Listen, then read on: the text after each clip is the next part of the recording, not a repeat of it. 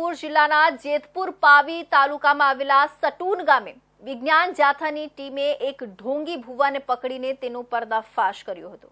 આ ઘટના તાજેતરમાં બની હતી, જેમાં વિજ્ઞાન જાથા જે અંધશ્રદ્ધા નાબૂદી અને વૈજ્ઞાનિક અભિગમને પ્રોત્સાહન આપવા માટે કાર્યરત છે, તેમણે આ કાર્યવાહી હાથ ધરી હતી। સટુન ગામમાં એક ઢોંગી ભુવો ગણપત નાથુભાઈ નાયકા લોકોની શ્રદ્ધાનો લાભ લઈને અનેક પ્રકારની ખોટી વિધિઓ કરી રહ્યો હતો।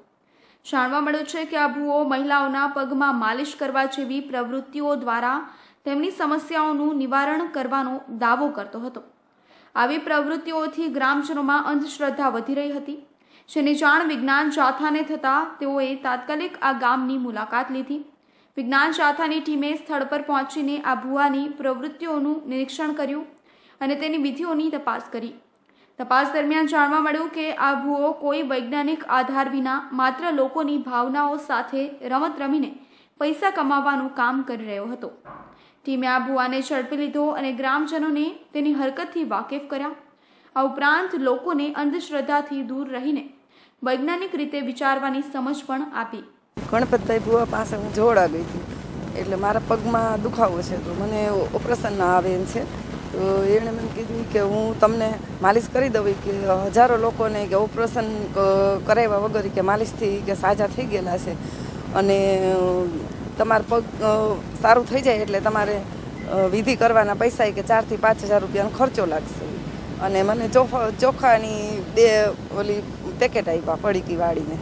છોટાઉદેપુર જિલ્લાના પાવી જેતપુર તાલુકાના સટુન ગામની સીમની અંદર છેલ્લા 20 વર્ષથી દોરાધાગા ધતિંગ લીલા કરનાર ગણપત નાથુભાઈ નાયકાનો વિજ્ઞાન જાથાએ 1265મો સફળ પર્દાફાશ કર્યો છે।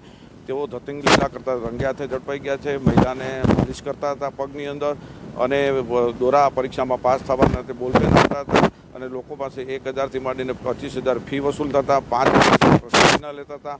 આ બધી કપટ લીલા વિજ્ઞાન જાથાએ બંધ કરાવી છે। વિજ્ઞાન જાથા લોકોને અપીલ કરી છે કે હિન્દુ, મુસલમાન કે ક્રિશ્ચન કોઈ પણ આવા ધતિંગ કરતા હોય તેની દુકાનમાં જવું નહીં, અને અંતે આવા ભુવા ભારાડી ફકીર પાસે જવાથી બરબાદી સિવાય કશું નથી મળતી। અને લોકો જાગૃતતા કરે અને સ્વયં જાગૃતિથી આવા ભુવા ભારાથી દૂર રહેવા જતા। આ ઘટના દરમિયાન વિજ્ઞાન જાથાની ટીમે ગામ લોકોને જાગૃત કરવા માટે નાનું શિક્ષણ સત્ર પણ યોજ્યું હતું, જેમાં અંધશ્રદ્ધાના નુકસાન અને વિજ્ઞાનના મહત્વ વિશે માહિતી આપવામાં આવી। આ કાર્યવાહીને કારણે ગામમાં ચર્ચાનો વિષય બન્યો અને લોકોમાં જાગૃતિ ફેલાવવામાં મદદ મળી।